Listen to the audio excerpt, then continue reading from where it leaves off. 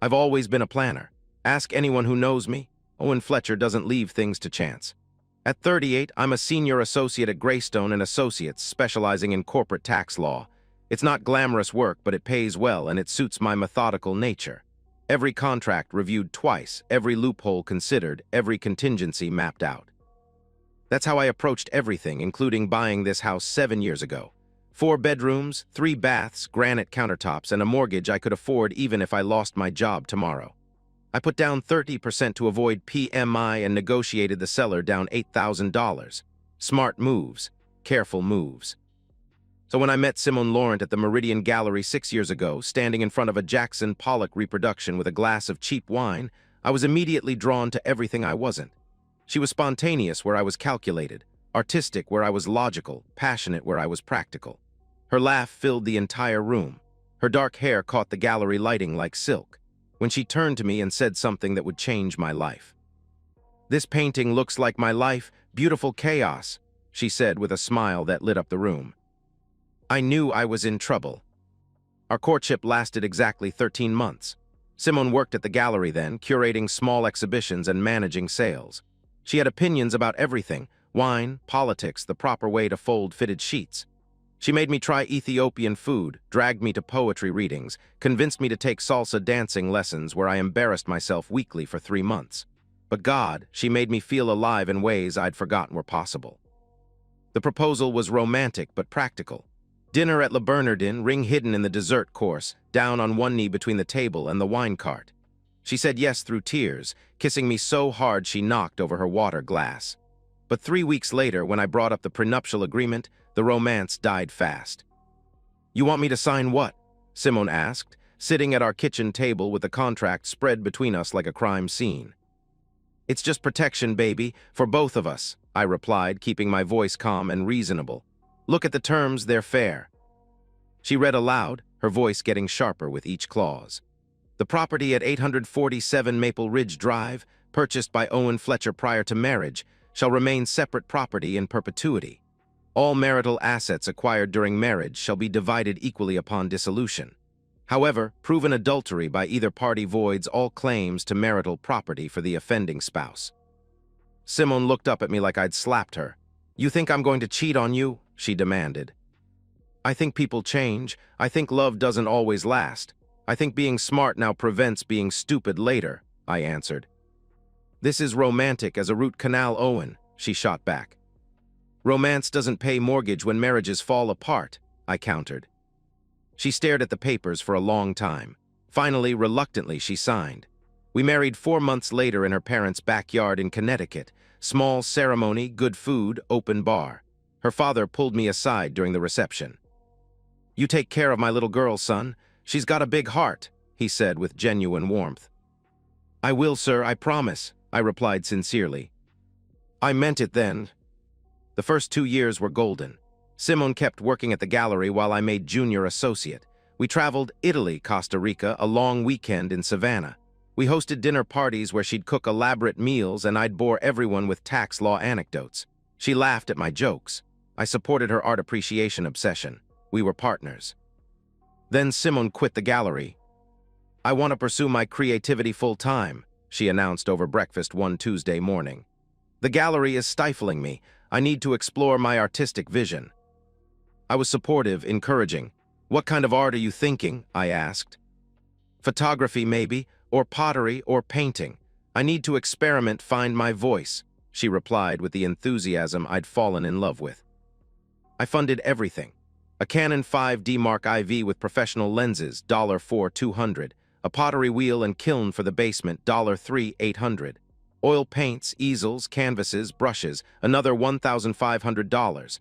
I converted our spare bedroom into a studio, complete with proper lighting and ventilation. I was investing in our future and her happiness. That was 4 years ago. 4 years of Simone finding herself, while I found myself working longer hours to compensate for her lost income. 4 years of art supplies gathering dust while shopping bags multiplied. 4 years of pottery classes that lasted 3 weeks, photography workshops that bored her after one session, painting tutorials abandoned when she realized talent required practice. What did she produce in 4 years of artistic exploration? Nothing, no portfolio, no exhibitions, no finished project. Just receipts from Nordstrom, spa appointments she needed for creative inspiration, and an increasingly entitled attitude about money she hadn't earned. I told myself it was a phase. Marriage has seasons, right? She was figuring things out. She'd find her passion eventually. I was building our foundation while she explored her dreams. That's what partnerships were about: balance, support, patience. I was an idiot. The wake-up call came 3 weeks ago on a Thursday afternoon. I was in my office reviewing a particularly dense acquisition contract when my phone rang. Unknown number. I almost sent it to voicemail, but something made me answer. "Mr. Fletcher, this is Amanda Reyes from the Grandview Hotel. We need to discuss a missing item from our lobby," the woman said professionally. I was confused. "I think you have the wrong number. I've never stayed at your hotel," I replied. "Sir, our records show someone used your credit card to check in on March 14th. During their stay, a valuable decorative piece was taken from our lobby. We need to arrange return and discuss restitution," she explained. "Ma'am, I'm a corporate attorney. I've never stolen anything in my life. You definitely have the wrong person," I insisted. "We have you on camera, sir," she said with absolute certainty. Those 6 words detonated my life. What? I stared at my phone for 10 seconds after Amanda Reyes spoke those words. "We have you on camera, sir." The confidence in her voice, the certainty, it didn't match my reality. I'd never been to the Grandview Hotel. I'd never stolen anything. I sure as hell hadn't checked in anywhere on March 14th. "Ms. Reyes," I said, switching to my courtroom voice, "I need you to listen carefully. I was not at your hotel on March 14th. I was not on your premises. I did not steal anything. Check your footage again."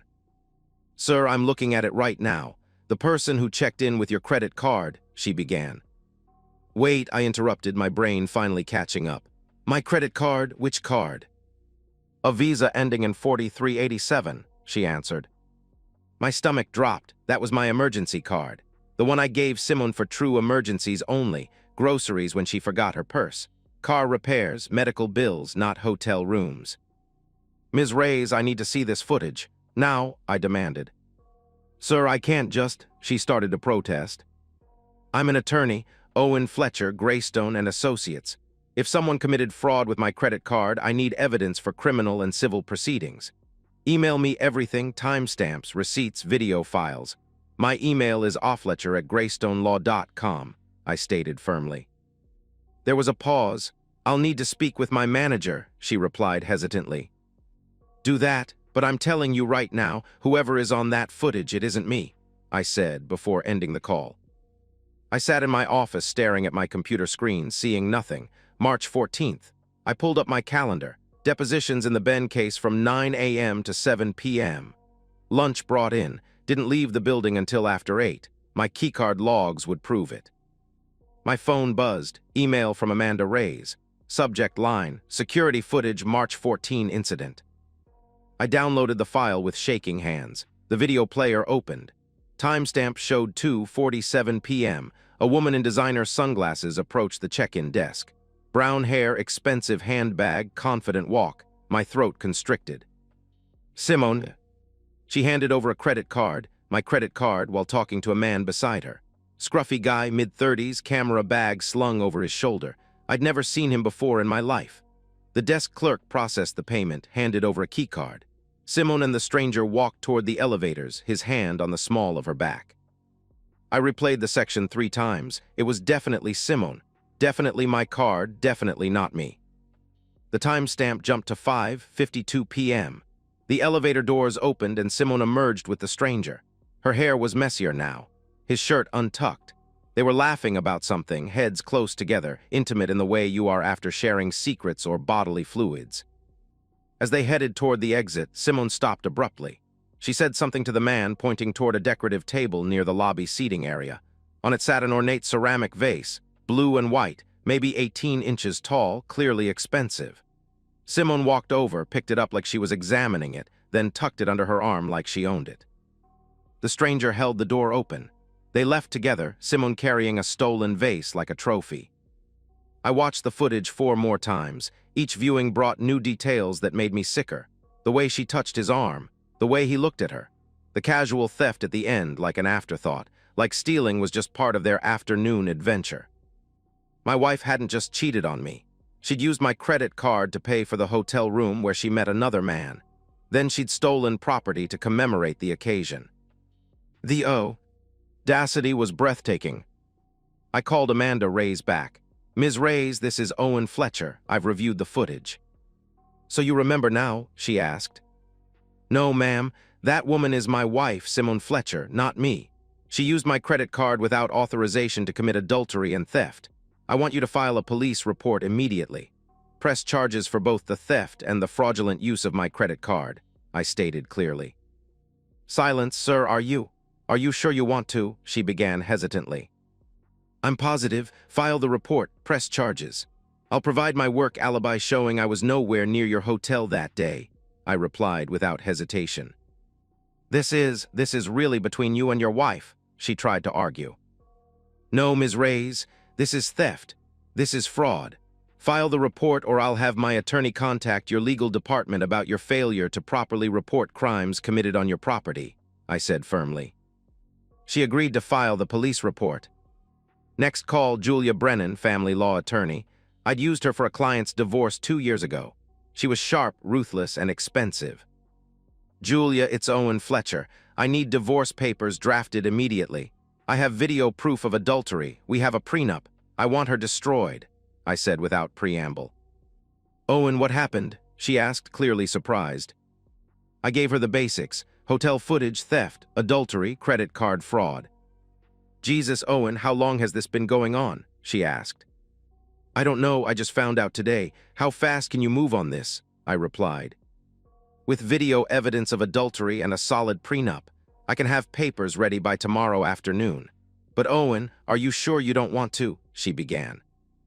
"No counseling, no second chances. She used my money to cheat on me, then stole property like a souvenir. I want her out of my life completely," I interrupted. "Consider it done," she said with finality. I didn't sleep that night. I didn't rage or break anything or drink myself stupid. I just sat at my kitchen table, watching that hotel footage on my laptop over and over. Each viewing sharpened my focus, hardened my resolve. Simone had made her choice. Now I was going to make mine. I was going to dismantle her life piece by piece, legally and completely. And I was going to start tomorrow morning. I worked from home the next morning. Called in sick to the office. The first time I'd used a sick day in 3 years. I needed to be here when Simone left for her daily routine of spending money she hadn't earned. At 9:30 a.m., she emerged from the bedroom dressed for shopping. Designer jeans, silk blouse, jewelry that cost more than most people's rent. She kissed me goodbye, actually kissed me, with the same lips that had been on a stranger the day before. "I'm meeting Sarah for lunch, then hitting a few stores. Need anything while I'm out?" she asked cheerfully. Sarah, her college roommate who lived in Portland. Simone hadn't seen Sarah in 2 years. "No, baby, drive safe," I replied, forcing a smile. She grabbed her purse and left, humming some song I didn't recognize. The ease of it staggered me. The casual deception, the complete lack of guilt or conscience. She was either a sociopath or she thought I was an idiot. Maybe both. I spent the morning coordinating with Julia Brennan. She had the divorce papers ready by noon, 15 pages of legal precision that would strip Simone of everything she thought she was entitled to. The prenup was airtight. Julia had reviewed it twice. "Owen, this is actually one of the better prenups I've seen. Whoever drafted it knew what they were doing," she said with professional admiration. "I drafted it. I told you I'm a planner," I replied. "Well, your planning is about to pay off. With video evidence of adultery, she has no claim to marital property, no spousal support, nothing. She gets her personal belongings and whatever debt she brought to the marriage," she explained. "Which was $23,000 in student loans," I added. "Ouch, she's going to have a rough landing," Julia observed. I also spent time gathering evidence. Called Greystone's security department and had them pull my keycard logs for March 14th in the building from 8:47 a.m. to 8:23 p.m. No gaps, no question about my whereabouts. Downloaded bank statements showing Simone's spending patterns. In the last 6 months alone, $3,200 at Nordstrom, $1,800 at spas, $900 on jewelry, $1,400 on handbags. all on my dime while she pursued her creativity. At 4 p.m., Simone returned home, shopping bags from boutiques that charged more for a scarf than most people spent on groceries. She was smiling, carefree, setting her bags down in the foyer like she owned the world. "Hey babe, how was your day? Feeling better?" she asked with genuine concern. I was sitting at the kitchen table, laptop open, showing the hotel footage paused at the exact moment Simone handed over my credit card. Envelope containing divorce papers positioned precisely in front of me. "Interesting day, actually. Sit down, Simone," I said calmly. Her smile faltered slightly. Something in my tone, maybe, or the formal use of her full name instead of the usual baby or honey. "What's wrong? You look serious," she said, slowly taking a seat. I slid the envelope across the table. "Open it." She picked up the envelope with manicured fingers, nails I'd paid for, and tore it open slowly. Her eyes scanned the first page, petition for dissolution of marriage. The color drained from her face. "What is this?" she whispered. I didn't answer. Instead, I turned the laptop toward her and pressed play. Simone watched herself check into the Grandview Hotel with a stranger. Watched herself use my credit card to pay for the room where she betrayed our marriage.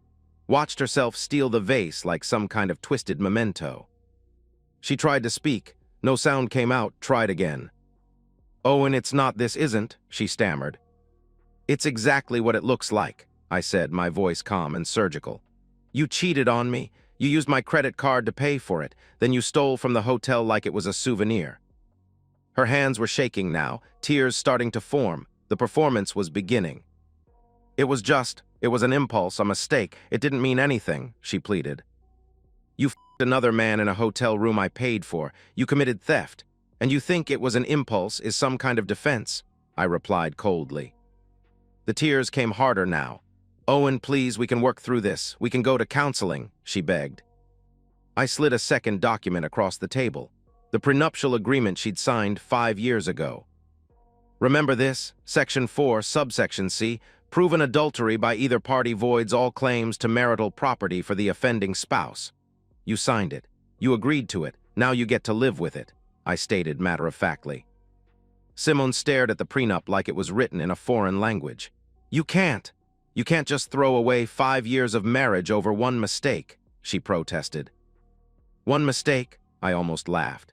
"Simone, you've been spending the last 4 years like a trust fund kid while I work 60-hour weeks. You've contributed nothing, no income, no finished art, no household management, nothing. And your idea of gratitude was to sleep with a stranger and steal a vase." She was sobbing now, mascara running down her cheeks. "How long have you known? How long have you been planning this?" she asked desperately. "I found out yesterday. I've been planning for about 18 hours, I answered honestly. "You could have talked to me first, given me a chance to explain," she tried. "Explain what? That you're a cheating thief. I watched the footage, Simone. You didn't trip and fall onto another man's lap. You planned it. You executed it. You celebrated it by stealing," I replied harshly. She tried a different approach, anger. "You know what? Maybe I did cheat. Maybe I needed something you couldn't give me. You work all the time. You never pay attention to me anymore. When's the last time we went on a real date?" she shot back defensively. "When's the last time you paid for anything? When's the last time you contributed to this relationship beyond spending my money and demanding my attention?" I countered. The anger collapsed back into tears. "Please, Owen, don't do this to me. I love you. It was just a moment of weakness," she sobbed. "You love me?" I leaned forward. "Simone, you used my credit card to pay for cheating on me. That's not love, that's contempt." She was begging now, grabbing at my hands across the table. "We can fix this. I'll go to therapy, I'll get a job, I'll do anything," she pleaded desperately. I pulled my hands away. "You're right, you will get a job, because as of right now you're cut off from all our accounts. Your cards are canceled, and you have until tonight to pack your things and get out of my house." "Your house, this is our house," she protested. "Check the prenup again. Section 2, the property at 847 Maple Ridge Drive, purchased by Owen Fletcher prior to marriage, shall remain separate property. Your name isn't on the deed, Simone. It never was," I explained calmly. She stared at me like she was seeing me for the first time. "How can you be so cold? How can you just destroy everything?" she asked in disbelief. I looked at her crying face and felt nothing. No anger, no sadness, no regret. Just a cold satisfaction that the problem was finally being solved. "Pack your things," I said firmly. "You have until tonight. After that, I'm changing the locks."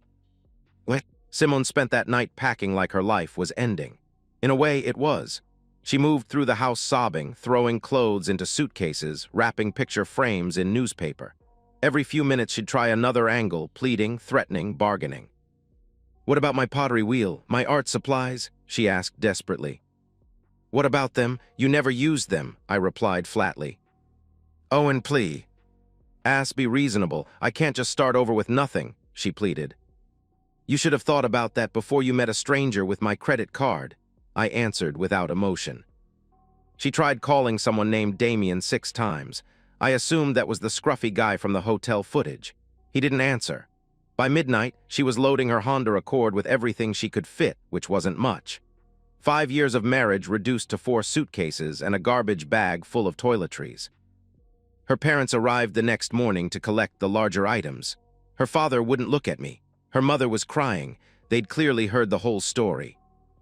"This is vindictive, Owen," her mother said as movers loaded furniture into a truck. "She made a mistake, but this is cruel. Mrs. Laurent, your daughter used my money to cheat on me, then stole property to celebrate. Would you prefer I handle this outside the legal system?" I replied calmly.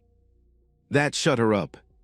2 days later, Detective Maria Santos called me at work. "Mr. Fletcher, we have Simone Fletcher in custody for theft and credit card fraud. She's requesting to speak with you," the detective informed me. "I have nothing to say to her. Press charges, full extent of the law," I replied without hesitation. "Sir, it might be easier if you could work this out privately," she suggested.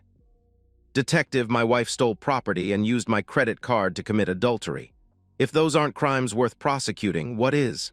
I asked pointedly. 3 hours later, Simone was arrested at her parents' house. The local newspaper's crime blotter published her mugshot. Simone Fletcher, 32, charged with theft over $500 and credit card fraud. Her social media mentions exploded overnight. High school friends, college acquaintances, gallery colleagues, everyone saw it. The comments were brutal. "Holy shit, Simone Fletcher got arrested for stealing. What happened to her? Didn't she marry that lawyer guy? Guess money wasn't enough. My cousin worked with her at that gallery, said she was always entitled. Karma's a bitch." Her public defender was a kid fresh out of law school who looked terrified when he called me. "Mr. Fletcher, I represent your wife, your ex-wife. We'd like to discuss a plea arrangement," he said nervously. "Talk to the prosecutor. I'm not interested in deals," I replied curtly. "Sir, the evidence against her is substantial. The hotel footage is damning, but if she could make restitution," he tried.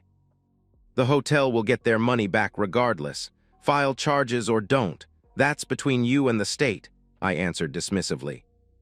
Julia Brennan presented the prosecution with a gift-wrapped case. The hotel footage showing clear theft.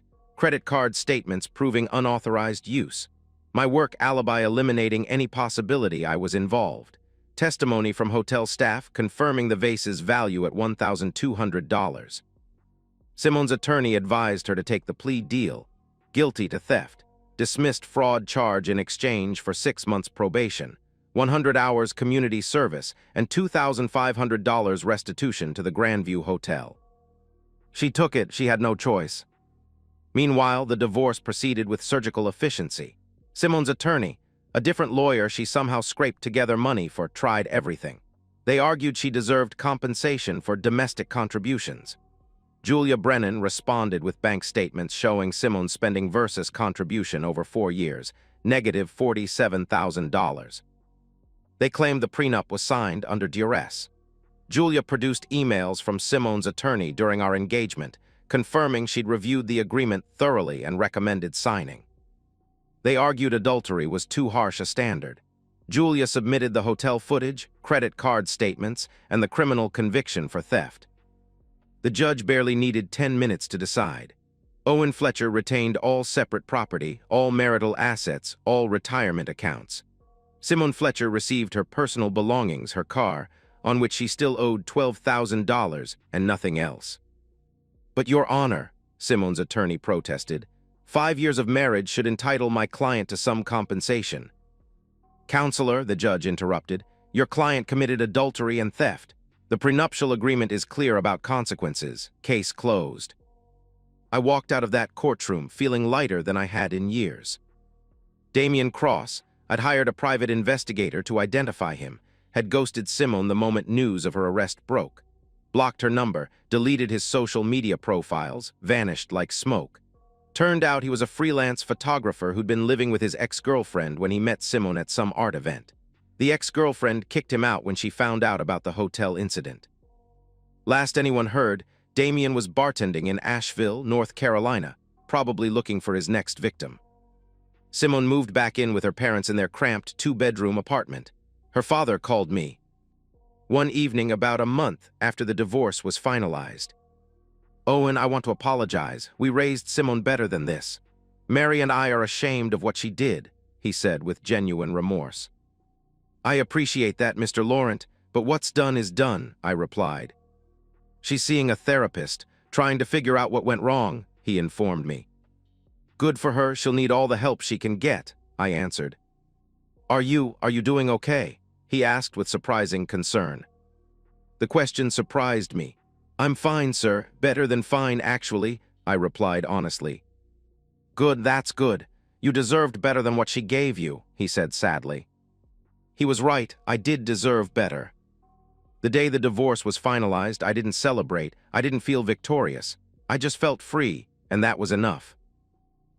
3 months after the divorce, I'm standing in my new downtown condo, looking out floor-to-ceiling windows at the city lights below. 32nd floor, 2 bedrooms, 2 baths, granite countertops, and a mortgage I can easily afford on my junior partner salary. Yes, I made junior partner 6 weeks ago. The senior partners noticed my focus had sharpened considerably after the divorce. More billable hours, more client wins, more precision. Funny how much mental energy you reclaim when you're not subsidizing someone else's fantasy life. I sold the house on Maple Ridge. Too many memories of a marriage that was dead long before I found that hotel footage. The realtor got me 15% over asking price in this market. Every room in this condo is mine, clean, organized, purposeful. No pottery wheels gathering dust, no art supplies cluttering corners, no shopping bags from stores I can't afford. The condo has everything I need and nothing I don't. Smart home system, updated appliances, a home office where I can work late without bothering anyone, because there's no one here to bother, and that's exactly how I want it. I joined a gym, started running again for the first time since college. Reconnected with old friends Simone had systematically discouraged me from seeing. They're boring, she'd always said about anyone who wasn't part of her art world's social circle. Turns out they weren't boring at all, just practical, grounded, real. Last weekend, I flew to Boston alone to visit law school friends. Simone would have hated it. No fancy restaurants, no cultural events, just guys in their late 30s drinking beer and watching football. It was perfect. I'd forgotten what it felt like to enjoy simple pleasures without someone critiquing them. I don't date yet. Not ready. Maybe in 6 months, maybe a year. I'm rediscovering who I am when I'm not trying to fund someone else's dreams or manage someone else's disappointments. It's been liberating in ways I didn't expect. Through mutual acquaintances, I hear updates about Simone occasionally. She's working retail now at a home goods store, living with her parents, still on probation. Her social circle evaporated after the arrest, fair-weather friends who were more interested in her lifestyle than her personality. She tried reaching out once about 2 months ago. A long, rambling email about therapy and regret, and hoping we can talk someday about healing. I deleted it without responding. There's nothing left to say. The vase, that stupid, ornate vase that started everything, was returned to the Grandview Hotel after Simone paid restitution. I drive past that hotel sometimes on my way to work. I don't feel anger anymore when I see it. Just a distant gratitude that the betrayal revealed itself so clearly, so undeniably, with such perfect legal precision. Some men spend years in denial, making excuses, accepting less than they deserve.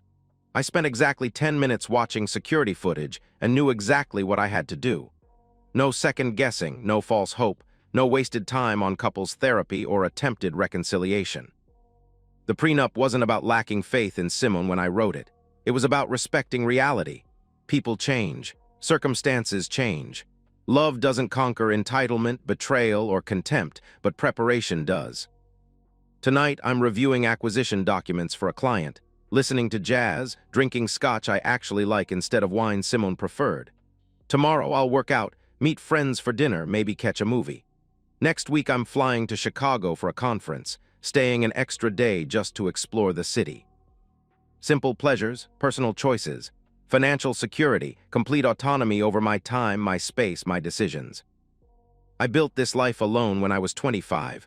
Career, house, savings, stability. I lost it to someone who didn't deserve it, who took everything I offered and demanded more, who repaid my generosity with betrayal and theft. Now I'm building it again, smarter, stronger, and completely on my own terms.